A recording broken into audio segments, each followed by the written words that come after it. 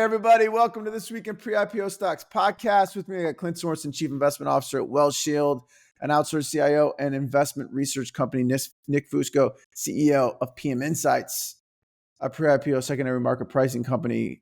Nick, I love this new name. And Evan Cohen, founder and chief operating officer of withvincent.com, a media company focused on alternative investments. Okay, fellas, hold up. Before we get in, Nick, how is the market receiving the new name? I like PM Insights. It's good, right? Yeah, private market insights. I mean, positive feedback. I'm sending you positive feedback right now. That's what I'm trying to do, right? The feedback is coming in positively. Good. It is what was not necessarily the immediate reaction seen in the public markets, but yeah, I mean, we talked about a lot of this last week, what the expectation was for both candidates, and then the profound impact that the VC community rallied around Trump a little bit more than Kamala, or a bit more. Right. That's going to get reflected nicely. Yeah.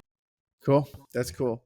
All right. So, fellas, 3 topics today. Vuori tender offer.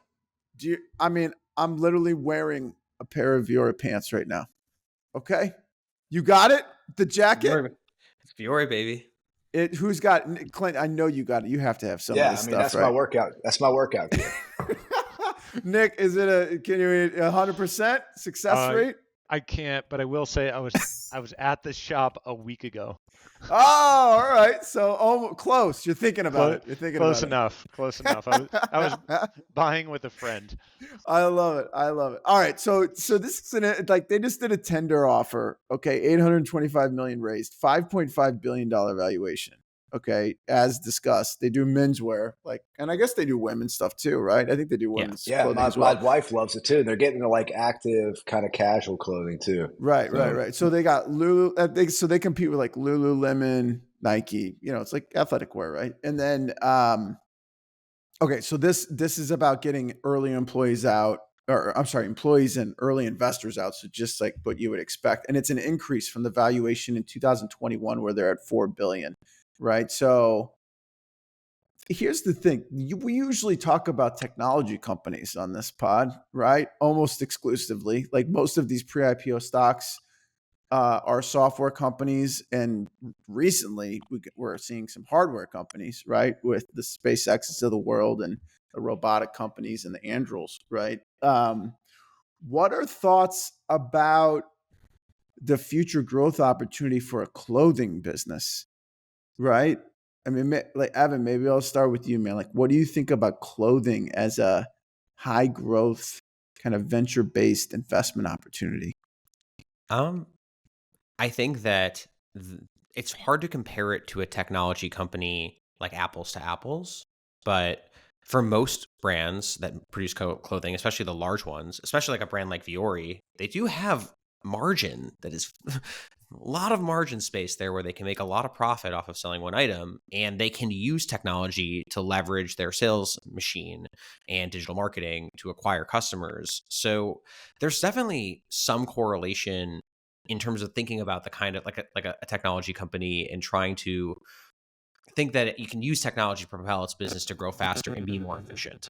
It is still dealing in the physical world. I think it has more risks because of that element, but it definitely has really high margin, and there's no shortage of big clothing brands out there. It's a brand game, right? Luxury brand. I mean, that's kind of it. I mean, Clint, what do you think? You're what do you think about this software versus kind of? Yeah, I mean, I think they started out right. They started out. I mean, everything's a software-enabled company at this point, right? And web-enabled company, and they started out and built a strong brand with very few stores. I mean, they're only targeting 100 stores by 2026. They said, I think I read somewhere that their revenue tripled in 2021, which is pretty insane. Wow. And so when you start to think about they want to get to 100 stores, they're starting to move that direction. Maybe there is some margin compression, but I think they got a long way to go. And what's Lulu at? Lulu's market cap's like $39 billion. That's right. Mm-hmm. And they're trading at 3.6 times sales. I mean, I think they are taking, and I think they can continue to take some significant market share from Lulu. So I think, I like clothing. I like anything. I mean, we're all going to continue to wear clothes. It just comes down to brand recognition.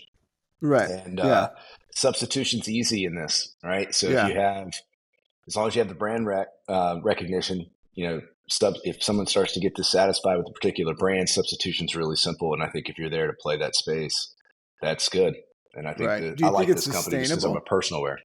Yeah, you think it's sustainable in the long run? I think as we've seen with all these clothing brands, they go through cycles which aren't very favorable to them on the downside. Yeah, And then you got to be like an Abercrombie and Fitch that reinvents yourself before you take off again, and that's really, really hard. It's a graveyard of brands that fail to make that jump. Now, maybe it's a little easier in a more tech-enabled world where you don't have as much brick and mortars and it's not as much mall dominant anymore. So you're really participating in these like shop, dine, and play type of mixed use communities from a real estate perspective, smaller footprint, more Apple store like. You're starting to see more like that. And I think, hate to bring up the metaverse, but as we continue to move more and more towards customization at scale, I think you'll end up seeing the footprint shrink in everything be dominated by experiences from a shopping perspective. So keeping smaller, newer, flexible footprints is really important, and they have the ability to build that into their long-term roadmap. So I think they're at a better advantage than, say, a legacy mall-dominated brand is to survive the cycle. But look, that cycle is brutal, and sustainability is a big question for any business. Right. I mean, Nick, do these guys trade? I should have looked before we jumped on the phone here, right? But do you guys have any secondary market activity for them on PM Insights? We have seen a couple quotes, but nothing that you can really corroborate and say, oh, I'm really very clear on where this company would be priced in the secondary market. So, I mean, if it changes hands quite a bit following the tender, we may see more of that. But the tender is, what is it, 800 million? Depends on who's going to pick that up, right? Yeah. Yeah. I mean, this is an interesting business. I just don't know. I mean, look, if Lulu's up at 39 and these guys are at 5.5, I mean, there's room to run there. You know what I mean? It's just, to me, this feels like a trade, right? As opposed to something that you'd want to allocate to and say like, hey, I'm going to be in this thing for 5 to 10 years. You can only wear too much Lululemon, right? You can't just keep buying the same thing. And I don't know, man. I work in an office by myself and I wear a lot of Vuori. Right? So. Well, I guess to Nick's point, though, I do believe that at some point there is an element where you can't buy it. You can't have as much clothing in your closet. So, right, like there is a element there. I also do believe that like those companies have struggled to expand abroad and they have benefited by a very consumer-friendly economy.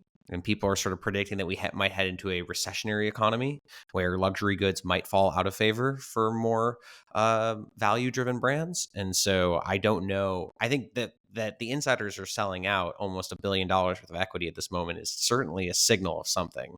They could also just take the company public. Like it's big enough. True. This is not the sort. Like I don't understand what like what they're protecting here by staying private and doing a PE deal. Like they should just take the company public. It's not cool to go public. It's not cool to go public anymore, right? So I mean, Nick, but this is like, of all the companies you guys have on PM Insights, how many do you think? Just as I'm like gut checking you here, right? How many do you think are not technology companies?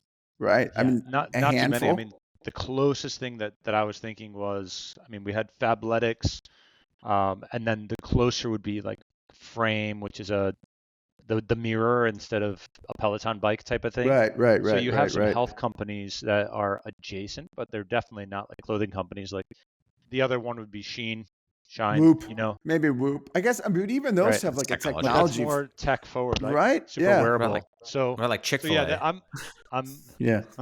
I'm kind of out of my element on this one because everything that we cover 95% plus it is not going to be we're building a product for you to wear, and right. I mean, that's why I called it out. It just seems so different, but it's starting to, I mean, these tender offers, this is what you're seeing these technology companies do, not these kind of, I'll call it traditional, kind of consumer discretionary plays. But okay, let's shift topics to TikTok. I'm still scratching my head on this one. So Canada, the country, decided that they wanted to remove TikTok, their offices. So TikTok, I think it's next year, can no longer have an office, like a business, a Canadian business on the ground, right? However, Canadian citizens can still use the TikTok app. Okay. So TikTok's a very big company. That's like $291 billion valuation. I have it as the largest pre-IPO stock globally, right? Bigger than SpaceX, bigger than OpenAI, right? So this is a huge company. I don't understand the logic on you can't have a business and employees, which have to be probably most of them Canadians, right? For security reasons, but you can let everybody use the app. So, like, I don't know, Clint, like, what do you think about this, man? Like, what's the lot? Do you understand this? I can't. I think it's silly. I think it's the whole thing's silly. Yeah, I mean, look, you're still allowing accessibility, so this has everything to do with, I guess, data privacy, those type of issues, which I'm not sure what kind of drives decision making in the Canadian government regarding that. I mean, because this results in they're already talk about recession. They're in a nasty one, and their economy continues to be in the doldrums. And now this is going to cut jobs and continue to accelerate an already downward economy, at least from this microcosm. It just doesn't make sense to me. Other than they've got to have their reasons. I understand their decision making, but ultimately it has everything to do with data privacy. So they see something they don't like from that regard. Politics, is that fair? This isn't like this is a political thing. Maybe national security if it's in their view, but it's definitely geopolitical. Right. Okay. So Nick, these guys, I'm looking at PitchBook, right? They have $150 billion ByteDance in trailing 12-month revenue. It's a $291 billion company. That's like less than a 2x revenue multiple. That's nuts. That's nuts. Okay. We kind of like look at things in the 10 to 20x. Some of these AI companies are like 30x, right? Maybe higher. Like, I mean, right. Yeah. Right. Yeah, exactly. I mean, what do you, I mean, is this like this? Because this, I think, happens with ByteDance in the US too. Like, I have really almost no demand for ByteDance from US investors, right? And I think a lot of it's driven from the government and some of the stuff that we see with you. Is it in fact the overhang of all this kind of negative political attention for ByteDance is why it's not getting, I'll call it like a proper revenue multiple? Like, what's your take on that, man? We've hit on this before, like once a quarter or so. Almost all the non-US companies are getting a lower multiple than their US counterparts. So I think definitely that's going to play true for the next year while people are going to figure out the new administration as well. And that's probably a smart play. Like you don't want to go touching the hot button too much on this, but it's a strange one. Just going back to the Canada piece, it's not like if you're going to be pushed off of ByteDance, which is not what they're saying. You're also going to be just as easily scrutinized from China as you would be from a local office in Canada. But then if you get the boot, I mean, you're going to go to Meta, Instagram, or Snapchat, and those are all U.S. companies. So I mean, it's not like Canada has a ton of skin in the game here. So it's kind of an awkward one. I don't understand it. Okay, Evan, what do you think? Any thoughts on TikTok and what's going on with them here? I think it's interesting that there isn't as much investor demand. I understand that the political risk is certainly there. I go back to what's the exit path, right? Like, considering all of the political headwinds and the fact that they are persona non grata in so many Western markets, I don't know where they would even be able to go public to provide liquidity if you were to invest in them. Right. So it's just a lot of risk, even though the 1x revenue multiple is quite appealing. Sure. But where do you sell? And there's just like, the risk is not worth the reward, at least at this moment. It seems like investors are thinking that. I do feel for Canada, it doesn't make a lot of sense. I don't have any more. I think what Clint and Nick said sort of hits the nail on the head. It doesn't make a lot of sense to me. But Canada, they do a lot of things I don't understand. And so I sort of leave it at that. That's why they're America's hat. I mean, I just I don't really quite understand this. I do think like there's got to be some Goldman bankers, right, who are like in there bouncing around at ByteDance being like, please just, take TikTok and make it its own business. You know what I mean? U.S. company. What, Mnuchin trying to buy it at one point? Oh, I mean, this has got to be, this company, this company separated has to be worth more Well, then it's easier to get liquidity too. To Evan's points, maybe this company due to its size is being penalized a little bit, not only because of the government situation, et cetera, and where it's domiciled, but maybe at this size, to get liquidity on the other side. Everybody's like, no, go. There's too much risk to it, especially at this. What is your exit?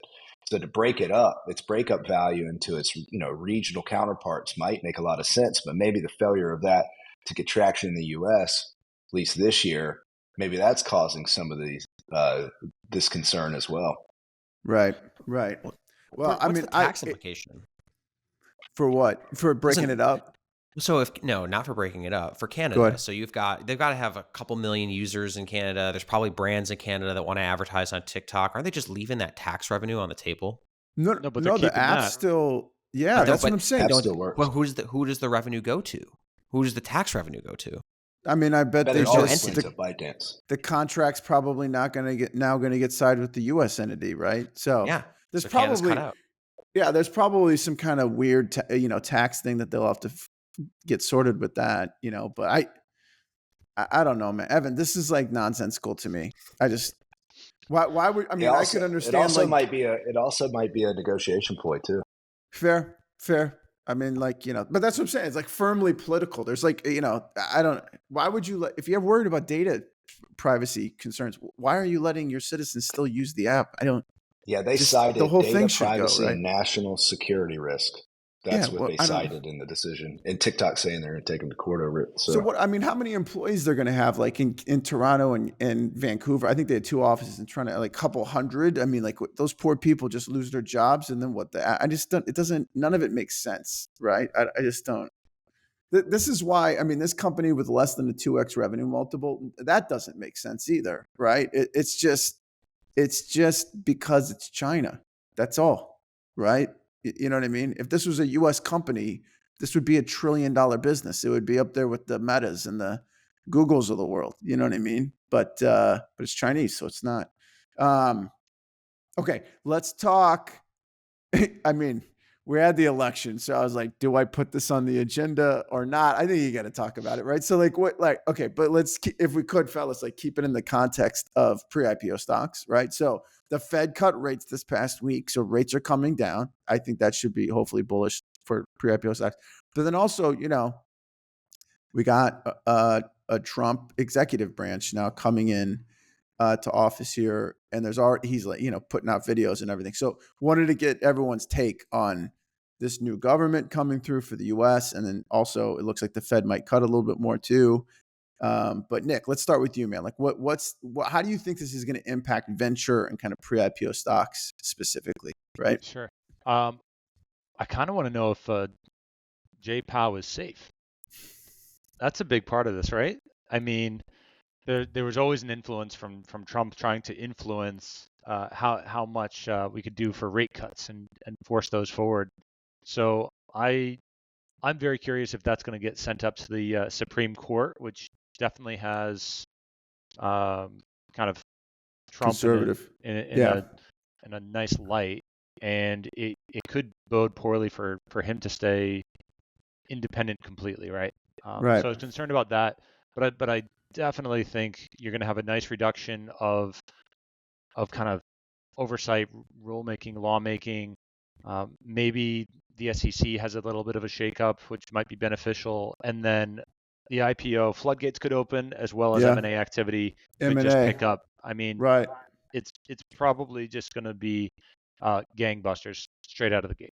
I think that if I'm going to go one way or another, it's going to be very positive, I think, for the. No, I mean, you can feel it a little bit too, like the risk on. You can feel it, right? I mean, Clint, what do you think? Like, what do you think about this for pre-IPO stocks? Yeah, I look at it within the context of the macro environment, and when you think about the direction of rates prior to this administration getting into office, we're already heading down because they're too tight. All I got to do is look at the 2-year yield to know that we're still too tight. Neutral rate is probably 3.5, right, or somewhere below that. I think you've got some landmines to be concerned for with the policy, right? So that could make this slower than everyone expects. Number one, deportations and tariffs as a negotiation tool are both deflationary on the front end. So even though they could spur economic growth on the back end, they are somewhat problematic on the front end. Next up in line, if you start to think about cutting government spending, and then which is he's run on that, and everyone around him wants to do the same thing. I've even heard talking about mandating 5-day-a-week work weeks in the office for federal employees. And then you go back and you look at the percentage of jobs that have been created over the last 2 years in either documented or undocumented foreign workers and or government employees, and it's staggering. So you start to see you start to see this slowdown trend becoming more accelerated to the downside. So other than that, on the thinking long term, deregulation is supremely bullish, and lower cost of capital is supremely bullish. And you have to have both of those things. The big risk is that you get more of an economic downturn and continued, you have to continue this fiscal spending, which potentially causes a snapback upward in inflation, which we're in an upward trend, even though it's short term. And that can all slow down the rate of cost of capital moving downward, which causes this to slow down from an IPO market perspective. It slows down M&A because the cost of capital is so high. Right. But I do see one clear winner, and that's any crypto-related pre-IPO company this is your time. This is your time to go ahead, get ready, go to market. The growth rate of your business is going to far exceed your weighted average cost of capital, and every banker known to man is going to want to jump on, and the appetite's going to be high. So I think those businesses have a clear path, and I could easily see a boom regardless of kind of how that macro tug of war exists over the first, call it, 24 months. But I could easily see that space being gangbusters. So I think it's on the margin. That was a long-winded way of saying on the margin it's bullish, but I don't know that the time frame's a big question mark for me, just due to how fast he enacts certain policies. Okay, so two kind of bullish kind of stamps there. What do you think, Evan? Where do you fall out on it? Well, I think it's hard to ignore the euphoria of basically the last few days of the market. I mean, we're seeing it. Everyone's portfolio is feeling good. I think, Gensler, it's quite clear that Gensler will no longer be in a position to have influence, which will be great for the securities market and the crypto markets. I think Lena Khan likely will not be there either, which is great for the M&A markets. So I'm excited for that. I think everybody M&A. is. I believe that at the end of the day, we're just a few days since this has actually really happened, and like people are starting to reconcile like the potential outcomes that could happen. Mm-hmm. I believe that early on it feels like there's a lot of opportunity, and I do believe that like we right now in such a restrictive position from a regulatory perspective, that this does open up the floodgates in a lot of ways for opportunity.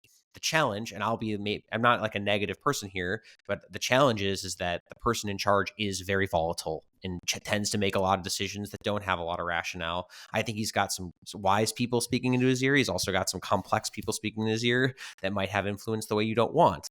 And so I do believe that the circus that is the Trump administration, the future Trump administration, will likely, it'll mute out some of the euphoria, but it'll also result in some of the underlying benefits. And I just hope, I'm optimistic that this time around we can have less of a clown car circus and much more of a really productive environment in which the economy can boom and companies. I mean, we're really at this with all the AI opportunity, I believe crypto has a big opportunity with all the technology that benefits that we've made over the last couple of years. This is an amazing time for businesses. We're going to get a lot of efficient companies. It's really great for everybody. The only thing that really could mess it up is something like a massive tariff issue or a nuclear war, things that the person in charge is certainly not, it's not above him to get into those arguments and have those risks. So I'm tempered. I'm excited. And yeah, I look forward to hopefully seeing some, lightening up of policy that allows M&A to happen from the pre-IPO perspective. Yeah. Okay. So I'm going to put that in the wait and see category. Evan, that's my. Okay. So I really think it's going to be like I'm expecting the day one, the list. Every day he has an Excel file that he's just adding another row to, right? And it will be a day one thing.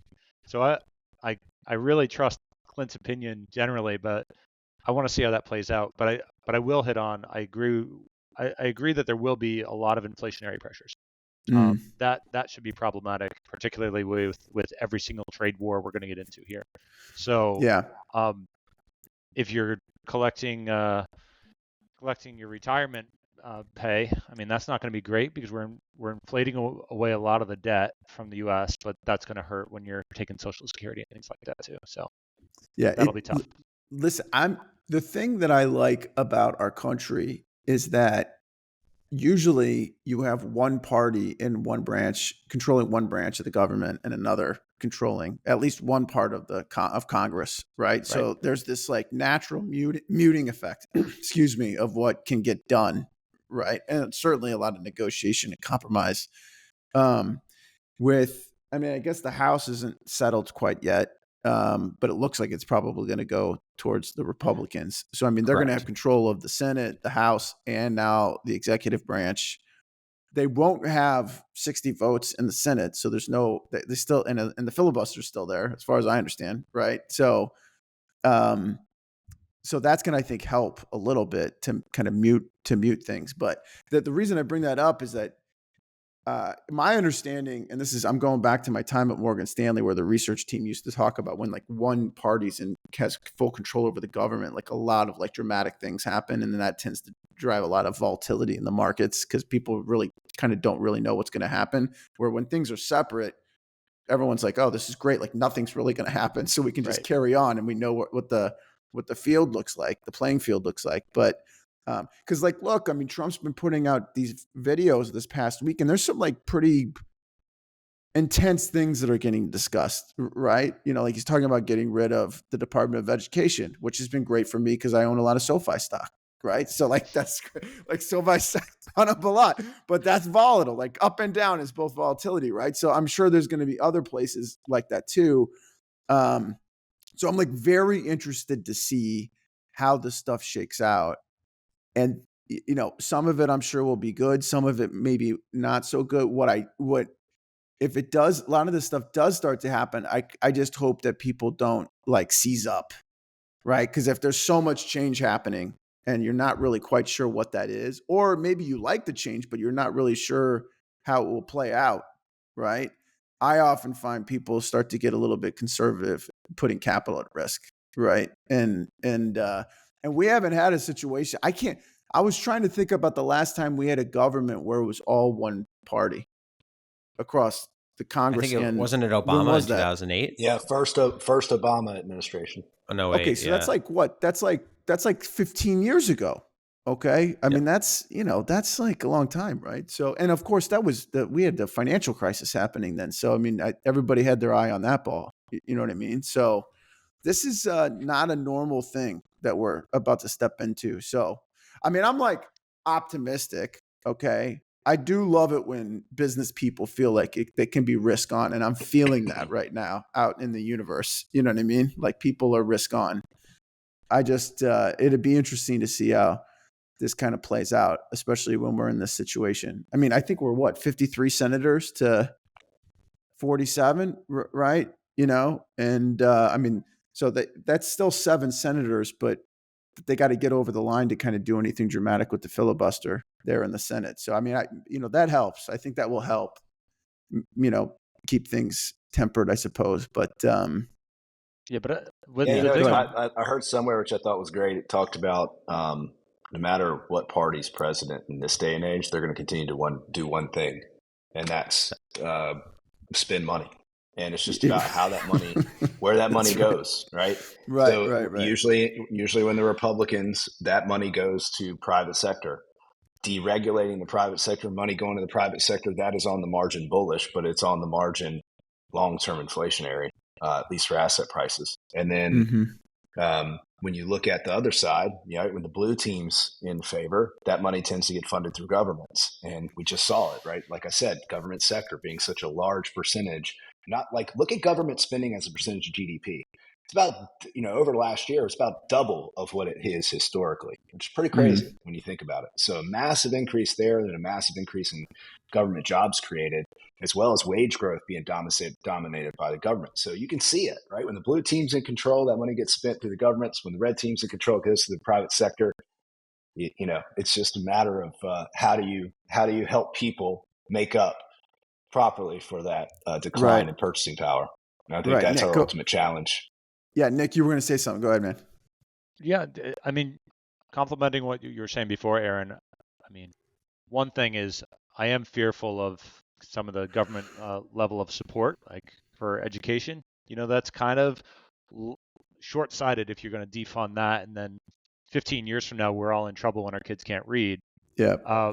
But I think when we're so far leaning to one direction or another, yeah, that's where I would have pause for my very long-dated investments, right? Because it's much harder to predict something that I want to see to fruition 10 years or 20 years out, like some of these pre-IPO stocks that we're coming into a little bit early. So maybe I'm being too bullish on this and thinking this is a good thing for these names. Right. I mean, it will still be good with the deregulation, more M&A activity happening, more encouragement of the market. But if we don't know what companies can even be around, the shakeup of what the next kind of top 10, top 100 largest companies are going to look like could be really bad. Like imagine that foolish attack on Google from Putin suddenly plays. It was untold trillions of dollars or something. And we're like, oh no, let it slide. And then he takes 10%. Like, what? Maybe Google's out of business in 5 years? Like, that's ridiculous. But the fact that you can't rule out some of the more volatile things that could happen, would give me pause on going big into a select number of investments, and maybe it would force me to diversify a little bit more than normal too. Yeah, that's fair. That's fair. What do you think, Evan? I just want to ask the panel here or everyone here, would you buy DHJ stock? No, or DJT Trump's, stock. DJT stock. And I just want to give you the argument here is that if you're a foreign influencer or a foreign government and you want to demonstrate your loyalty to a man who is specifically focused on loyalty, there is a direct way to line his pockets, and you could just buy that stock. Yeah, I mean, I don't like that business has no revenue. It has no revenue, right? I mean, it's kind of up there. I don't want to be like not nice and say it's like a shit coin, right? Like a crypto shit coin, but it like it whiffs of Dogecoin. Yeah, it like whiffs of that, right? I mean, it is the first time that there is a sitting president that has a very direct economic interest in a revocable trust in which foreign and even domestic influencers can send him money. Yeah, man, it's the new normal. Like this is what's going to happen. I just think it's very interesting. That's so I guess if you're betting on his administration, like buying the stock is actually not a terrible idea because you're basically just paying him. But the long term, like that's not investment advice for what it's worth. Here's the thing that I do. That's not investment. But here's the thing to just consider. And like I'm very optimistic at this moment, but I just know that he's burned a lot of relationships in the past. The thing I'm pretty excited about is he's trying to bring in really smart people like Elon to come in and be efficient and provide their intelligence and provide their knowledge of how to run a business efficiently. I just hope that they don't like argue about something silly like Dogecoin versus like Trump coin, and then all of a sudden like they're enemies and it's all over because he's still in office, right? Like they're not like tied to each other. So I think there's reason to be optimistic, but he's volatile and there's definitely a lot of interesting like business people, right, in and around the administration now. So we'll see. I mean, it's like I mean, here's the thing. As these cabinet appointments get set, right? I mean, it's going to be interesting to see who he picks because I think that might make things perhaps less volatile. You know what I mean? If you have known entities or people that folks really respect, on both sides of the aisle, sitting in some of those seats. So, but how did that turn out last time? Like a lot of the folks that he appointed just hate him. Exactly. Last go around. Yeah. Right. Like so 40 of them, right? Or something crazy. Yeah. It's going to be, this is what I'm saying. It's just going to be interesting to see what happens. I mean, I also get the sense in talking with people. I don't know if I'm there quite yet, but I also get the sense that perhaps, he's got this is his last term, right? So it's like, it's not, we talked about this last week. Okay. We talked about this last week. All right. But like, he's got JD Vance in there. Like, it could be, this could be a different type of scenario. Cause if he's trying to position, kind of like a Trump Republican type party, right? And then put the pieces in place to have, subsequent elections be won by that group, because there's a lot of young people. Like JD Vance is like 39, right? Vivek Ramaswamy's like I think in his early 40s. I mean, these guys could be around for like a very long time. Some of these folks, you know what I'm saying? So it'd be I interesting did if he like kind the of term sets limit people up. proposal. Speaking of I mean, age, that's I what I'm like this. talking about. This is the I kind of like stuff that I'm proposal. talking about. Term limits for Congress, right? That's what you're talking Yeah. about for senators. I Yeah. mean, that's very different. So like something like that passes. I don't know. I mean, I think that would be great if we did that. That's one man's opinion. I like that. Okay. Yeah, same but there's here. pros and cons to that.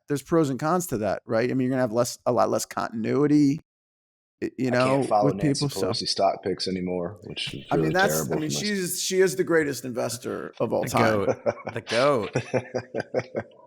Yeah, I mean that's just hard and fast truth. So, all right. So it sounds like net we're bullish, but we want to wait and see. It sounds like that's the consensus, right? In the space. Okay. Yeah, I mean, I do think a catastrophe. Fair. Yeah, Black swan, a black swan event. Fair enough. And just then just have your hedges on. Just have your stop orders. Just in let case. It go and just ready in to case. go. Right. Yeah. That's very true. And I think this is. I do think it sounds like there was a lot of positive comments around the pre-IPO stock asset class and kind of venture. And deregulation I think will help, like AI. And some of these other new emerging. Autonomous driving, like China's already got cars, like a whole bunch of autonomous driving car companies driving around in big cities.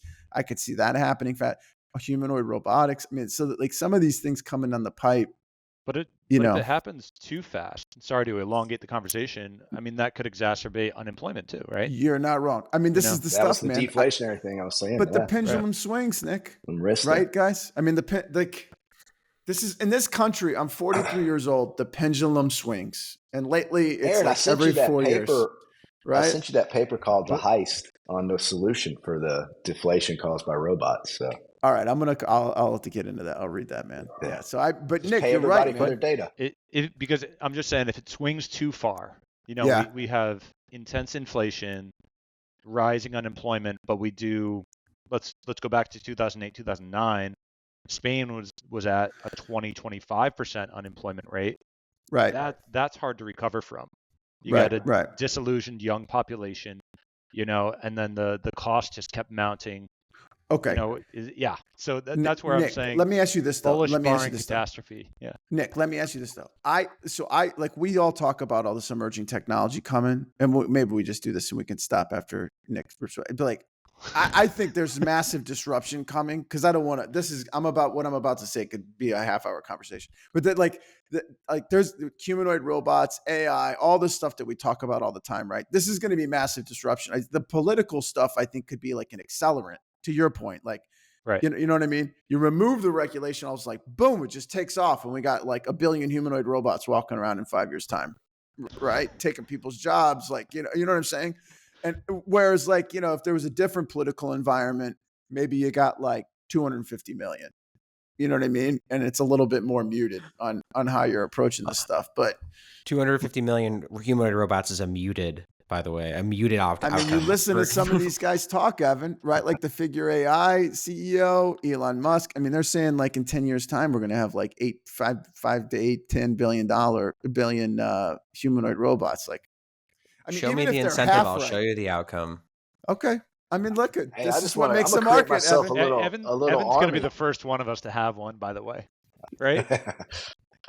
I want my humanoid robot to look like Evan, right? I wonder if that's going to be a service. You know what I mean? Yeah, my robot will happily make you cocktails and things with your friends. I love it, man. I love it. That's great. All right. Well, fellas, thanks for keeping that civil. I felt like that could have gone anywhere. but it's all good. Okay, so sounds good. Appreciate your time, fellas. I'll talk to you guys next week. Okay. Have a good week. See you.